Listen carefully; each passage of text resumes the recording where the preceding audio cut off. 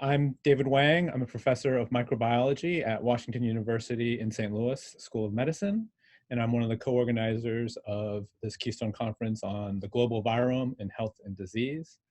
And it's the first dedicated conference focused on the concept of the virome in all kinds of settings that has been hosted to date. What is the virome, and how does virome research differ from virology in general?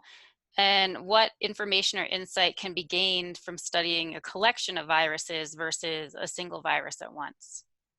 Yeah, so the virome just refers to the set of all viruses that might be present in a particular niche or specimen type. And in some ways, at the simplest level, it will reduce to the same as traditional virology, but there are at least two fundamental differences as I see it. One of them is that in a virome study, one approaches this in an agnostic way as to the type of virus that might be present.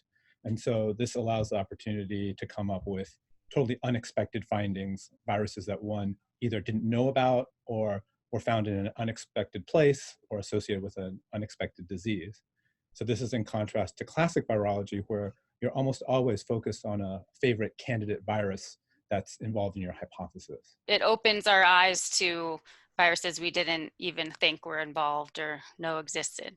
That's right. So we could find unknown viruses, or again, we could find known viruses, but in a place, in an organ or tissue type that we never thought it was associated with. And that's because there's a huge candidate virus bias of traditional virology. It's sort of round up the usual suspects from Interesting. The other aspect that I think is different is that it considers the possibility that it's not any specific virus that's not any specific virus that's critical, but it could be a set of related viruses or a set of viruses that have related biological consequences on the host, rather than any given specific virus. And again, this draws from paradigms from the bacterial microbiome world, where oftentimes it's not any exact specific bacterial species that's important. It's that there are bacteria that carry certain common functionalities that are important for a particular outcome. And so we can think that of analogous processes where maybe there's many different viruses that cause the same stimulation of the immune system that's critical for an inflammatory response in disease X or Y.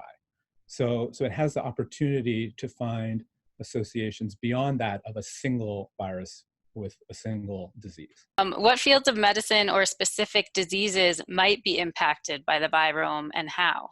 What are some new insights into these fields? Well, so far, there haven't been a ton of virome studies, but in the few that have been done, there's already a wide range of diseases that are associated with the virome. And so some examples are, again, HIV, AIDS, inflammatory bowel disease, graft versus host disease.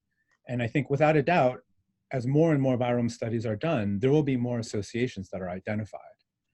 The other way to think about this is, again, to analogize to the bacterial microbiome. The bacterial microbiome is associated with almost everything now: obesity, cardiovascular disease, mental health. And so, of course, the bacterial populations are governed, at least in part, by the phage populations that inhabit and infect some of these bacteria. And so the virome is almost certainly playing a critical role anywhere that the bacterial microbiome has been found to be important.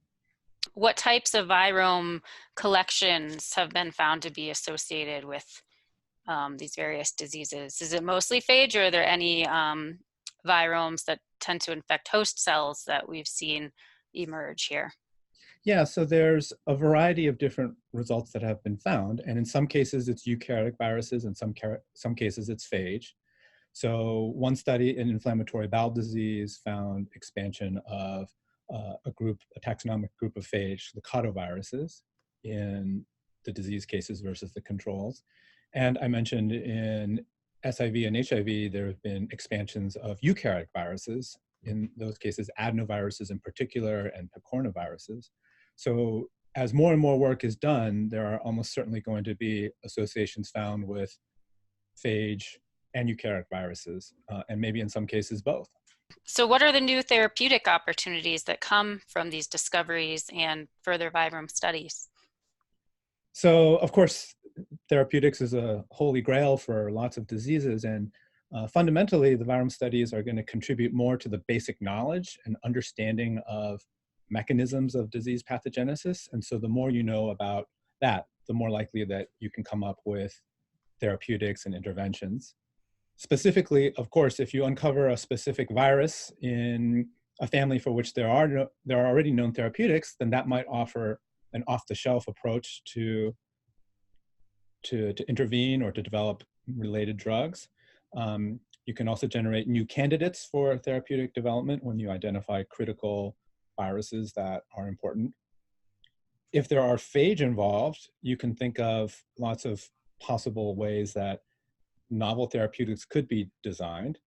If it's thought that the phage is important in disease because it's eliminating an important bacteria, then some type of probiotic therapy could be important as a therapeutic. You could imagine that based on what the phage is doing, you could try to add a necessary bacteria or eliminate an unhealthy bacteria.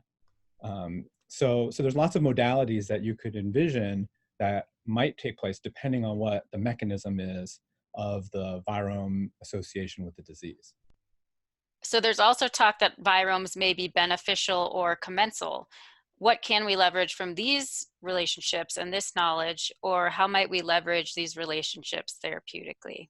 Can you tell us a little bit more about this beneficial commensal aspect?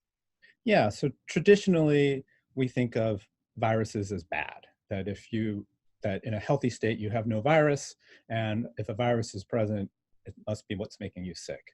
And there's a lot of data over the past decade or two that has really starting to prove that that's not true, that there are viruses that seem to be commensals and possibly beneficial.